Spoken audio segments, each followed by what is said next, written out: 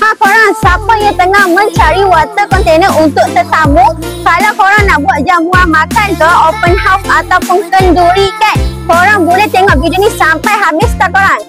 Okey korang, untuk water container kita ni kan korang, kita ada 3 saiz tau korang. Yang Alia tengah pegang sekarang ni, kita punya saiz yang paling besar tau, iaitu 25 liter. Kita ada 11 liter, 12 liter dan yang paling besar ialah 25 liter. Korang, untuk warna kita punya water container ni, kita hanya ada warna hijau sahaja tau. Dan korang boleh juga letak untuk sebagai air minuman masa pergi camping.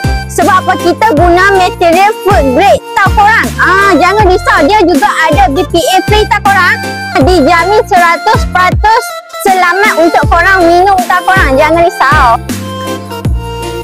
Dan kita juga ada bagi dekat korang sponge untuk korang nak basuh kita punya water container ni. Kalau korang berminat dengan kita punya water container ni, korang boleh grab dekat beg kuning dekat bawah tau. Bye-bye korang. See you korang di next video.